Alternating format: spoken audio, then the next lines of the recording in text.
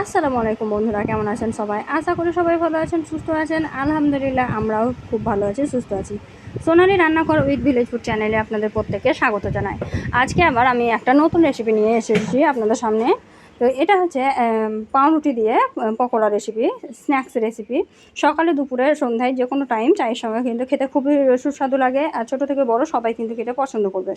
তো এই রেসিপিটা আমি কিভাবে তৈরি করেছি না করেছি সবটাই দেখাবো আপনাদেরকে। তার জন্য আপনাদের কাছে একটাই অনুরোধ, ভিডিওটা স্কিপ না করে পুরোটাই দেখবেন।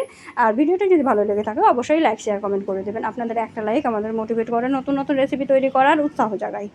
তো চলুন দেখে নেওয়া যাক আমি রেসিপিটা কীভাবে তৈরি করেছি।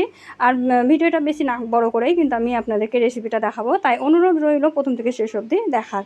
তো চলুন কীভাবে তৈরি করেছি সেটাই আজকে আপনাদের সঙ্গে আমি শেয়ার করি। রেসিপিটা তৈরি করার জন্য আমি এখানে একটা ছোট্ট সাইজের আলুকে কেটে নিয়েছি, কুচি কুচি করে নিয়েছি। একটা পেঁয়াজ, এটা একটা মোটা সাইজের পেঁয়াজ আছে, পেঁয়াজটাকে আমি কেটে নিয়েছি। আর এখানে নিয়েছি গোটা জিরা, স্বাদটা যাতে বেড়ে যায় তার জন্য। আর দিয়েছি অল্প করে কাঁচা লঙ্কা। কাঁচা লঙ্কা আমি এখানে শুকনো লঙ্কাও ব্যবহার করব, তার জন্য কিন্তু কাঁচা লঙ্কাটা কম করে দিয়েছি, নাহলে কিন্তু বাচ্চাদের মুখে লেগে যেতে পারে, তার জন্য অল্প করে দিয়েছি। আর এখানে একটা ডিম নিয়েছি আর দিয়েছি 2 পিস রুটি। আপনাদের কাছে যদি বেশি থাকে তাহলে বেশি দিয়েই তৈরি করে নিতে পারেন, আমরা আমাদের ফ্যামিলির সদস্য অনুযায়ী তৈরি করে নিয়েছি। তো এই তো 2 পিস রুটি আমি এখন জলে ভিজিয়ে দিলাম। জলে ভিজিয়ে দিলে নরম হয়ে যাবে, তার জন্য। তো এখন আমি সবগুলো উপকরণকে একসঙ্গে মাখিয়ে নিব, তার জন্য এখানে বাটি নিয়ে নিয়েছি, বাটির মধ্যে সমস্ত উপকরণ ঢেলে দিলাম। তো এখন আমি এর মধ্যে ডিমটা ফাটিয়ে দিয়ে দিলাম, দেখতেই পাচ্ছেন। এই তো ডিমটা দিয়ে দিলাম। আর এদিকে কিন্তু রুটিটাও একদম নরম হয়ে গেছে। তো আমি এখন জলটাকে নিচে যতটা সম্ভব জল বের করে নিয়েছি, নিয়ে দিয়ে দিলাম। কতটা নরম হয়েছে দেখেই বুঝতে পারছেন। আর এখানে দিয়ে দিলাম 1 চিমটি পরিমাণে লঙ্কা গুঁড়ো, 1 চিমটি পরিমাণে জিরা ধনিয়া পাউডার, স্বাদ মতো লবণ, আর দিয়ে দিয়েছি এখানে কালার, একটু ফুড কালার দিয়েছি। দিয়ে আমি সব কিছুকে একসঙ্গে হাত দিয়ে ভালোভাবে কচলিয়ে মাখিয়ে নিলাম।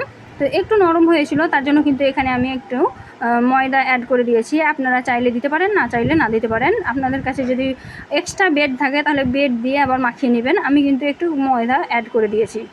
সমস্ত উপকরণ ভালোভাবে মাখানো হয়ে গেছে। আর এদিকে আমি একটা প্যান নিয়ে নিয়েছি, প্যানে তেলটা গরম করতে দিয়ে দিয়েছি। তো তেলটা যেহেতু গরম হচ্ছে, এখন আমি হাতের মধ্যে এইভাবে অল্প পরিমাণে এই ডোটা নিয়ে অল্প পরিমাণে নিয়ে গোল গোল করে ছেড়ে দেবো। তো দেখতেই পাচ্ছেন কীভাবে আমি গোল করে নিলাম। তো এখন আমি তেলের মধ্যে ছেড়ে দিচ্ছি, তেলটা দেখুন গরম হয়ে গেছে। তো একইভাবে আমি অল্প অল্প করে হাতের মধ্যে নিব আর গোল গোল করে এভাবে ছেড়ে দেব। তো দেখতেই পাচ্ছেন কত সুন্দর লাগছে দেখতে। এই অবস্থাতেই দেখতে এতটা সুন্দর লাগছে, তাহলে ভালোভাবে যখন হয়ে যাবে তাহলে কতটা সুন্দর লাগবে দেখেই বুঝতে পারবেন। তো এই তো একে একে আমি সবগুলো দিয়ে দিচ্ছি। তো এই তো দেখতেই পাচ্ছেন সবগুলো কিন্তু আমার দেওয়া হয়ে গেছে। এখন আমি হালকা আঁচে সময় নিয়ে একটু নাড়াচাড়া করে লাল লাল করে ভেজে নেব। তো বন্ধুরা, ভিডিওটিকে কোথা থেকে দেখছো কমেন্টে জানাতে ভুলবে না। আর ভিডিওটি যদি প্রথমবার দেখে থাকো, আমার চ্যানেলে যদি নতুন সদস্য হয়ে থাকো, অবশ্যই আমার চ্যানেলটিকে সাবস্ক্রাইব করে দেবে, পাশে থাকা বেল আইকনটিকে প্রেস করে দেবে রেসিপির নোটিফিকেশন সবার আগে পাওয়ার জন্য। আমার রেসিপিগুলো যদি ভালো লেগে থাকে অবশ্যই একটা লাইক শেয়ার কমেন্ট করে দেবে। তোমাদের একটা লাইক আমাদেরকে মোটিভেট করে নতুন নতুন রেসিপি তৈরি করার আগ্রহ বাড়ায়, তার জন্য একটা লাইক অবশ্যই করে দেবে। তো এই তো দেখতেই পাচ্ছ কতটা সুন্দর একটা কালার এসেছে, একদম লাল লাল একটা কালার এসেছে।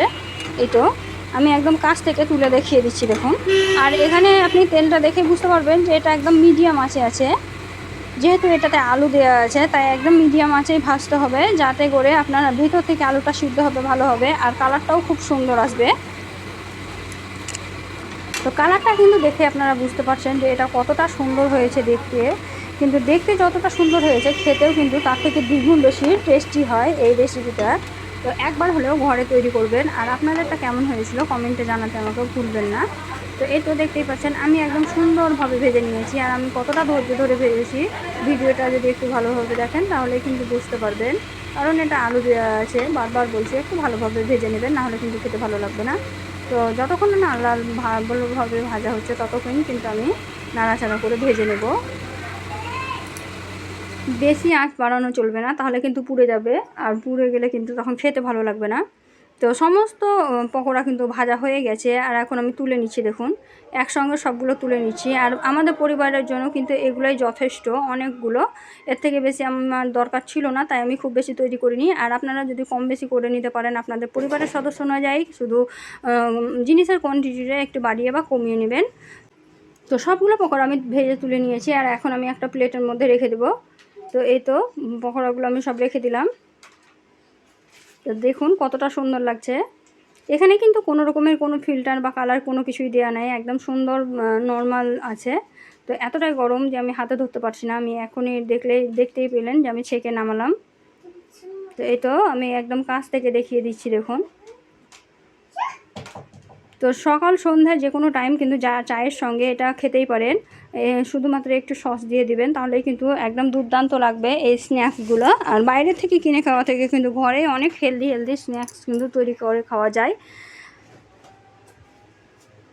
তো এই তো আমি কাছ থেকে দেখিয়ে দিলাম। দেখুন, তো রেসিপিটা যদি ভালো লেগে থাকে অবশ্যই লাইক শেয়ার কমেন্ট করে দেবেন।